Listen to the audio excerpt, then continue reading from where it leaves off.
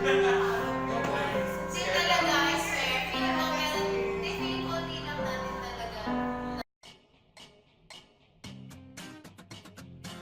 A disaster is a calamitous event that affects the normal functioning of a community. It also causes physical, emotional, and mental distress to the society. A hazard is something that causes harm and damage. An event is something that happens or takes place in which there is a change in the kinetic energy level. It can either be man-made or natural. A structural damage is any physical damage on a component that is designed to provide support, such as floor or foundation displacement, or even subtle wall cracks. These damages may ultimately lead to instability, or even worse, a collapse. On the other hand, a functional damage is a disabling damage which affects its operation. For instance, a disintegration of a bridge which enables the passing of cars. In the case of such damages happening, the situation requires certain needs in order to either maintain the level of function or to put it back to the standard. The situation then turns into an emergency when the community needs certain responses in order to meet the changes caused by the function. As an event causes structural and functional damage, the difference between the readily available and the required resources of a community increases. This requires responses from the community. There are two types of responses. The first is the relief response, which would try to stop and mitigate further functional damage, while recovery responses try to restore the functionality or the levels of function of something before an event. The use of readily available resources of the community qualifies as an ordinary response. This use is part of the local response capacity, however, does not require the need of the reserved resources of the community. But when actions that are needed are not met by the ordinary local response, we will resort to another type, which is extraordinary local response. In here, it will require the use of resource reserves of the community, such as extra equipment, extra staff, and etc.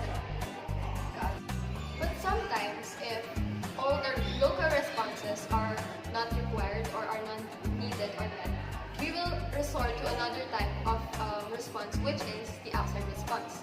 In here, assistance must be requested by the affected community, such as calling help from another community.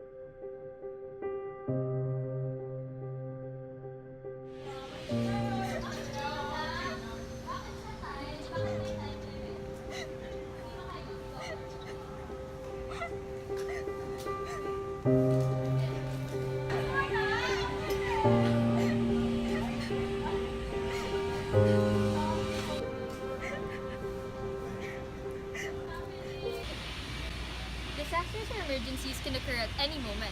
That's why we have to know how to address them properly. However, as much as we want to help these people, we have to make sure that we do the right thing so that they're actually able to feel better and so that we don't stress them out more. Because of this, the first basic principle is 1. Psychological first aid, which is second only to physical first aid. Remember that both are important so that the victim is able to actually adapt and be able to adjust to the conditions that occur.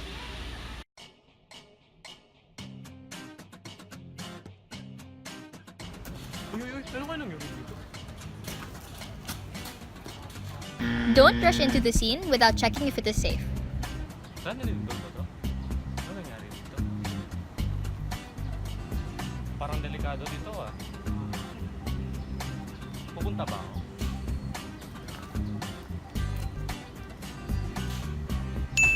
Do check if the scene is safe. Oh my God, ano nangyayari? Uy, ka lang. Shit, ano gagawin ko? Oh my God! Ano nangyayari? Oh my God! Don't panic and don't be too loud. You might make the victim more scared. Shucks, mukhang delikado ata to. Sige, alam ko na kung anong gagawin ko. Relax lang. Woo! Do be calm and clear-headed when acting. Uy, okay ka lang? Ba't ka umiyak? Parang hindi ka naman injured. Hindi naman dungis-dungis mo, palit ka lang muna. Okay ka lang ba? Don't suddenly approach the victim. Hi, I'm Ivan and I'm here in case you need assistance. Okay? Do approach the person respectfully. Uy, I'm Ivan and I'm here if you... Uy, dude, pare bro. Oh, lumilindol nga dito eh. Grabe, tweet mo nga muna. Kinakabahan ako ito, may tao dito, liligtas ko mamaya. Oo, pare. Swak, pare. Don't be distracted while approaching the victim and while giving psychological first aid.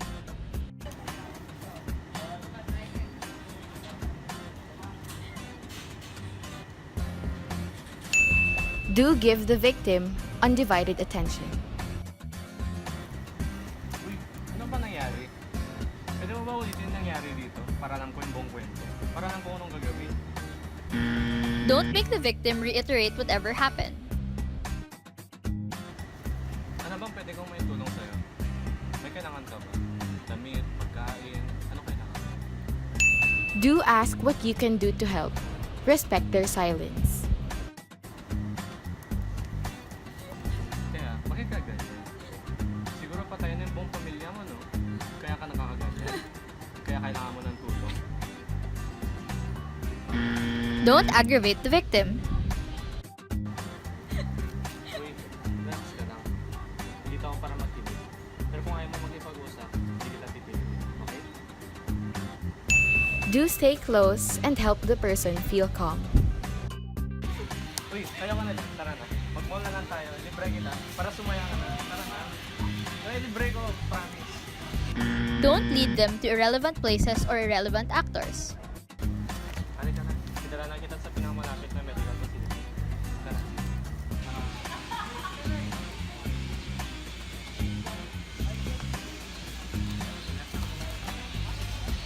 Boss, pwede po pagtulungan siya?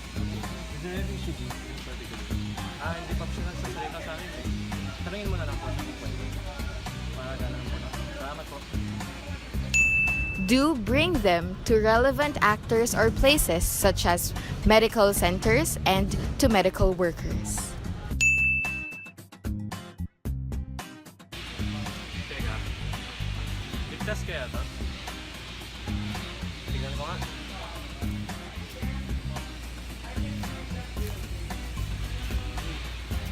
Ako si Ivan. Natanda ako tumulong. Nandito lang ako. If ever may kailangan ka, sabihin mo lang sa akin, okay? Halika na. Dalhin na lang kita sa medical worker. Malapit lang siya. Dahan-dahan. Dahan-dahan. Boss, pwede ba pakitulungan? Okay. Is there anything she needs in particular? Di po siya sasalita eh. Tanong mo na lang po sa akin. I'll take care of it. Salamat po. Now let's recap. Here are the 3 most important points. 1. Do not pressure the victim into speaking. 2. Your presence is already help in itself. 3. And the most importantly, first aid is not always physical. Remember to consider both the victim's psychological and physical well-being. This is what we can cater to with psychological first aid. With that, we hope you are now more aware of what to do during disasters. Let's all do our part to become a more prepared society.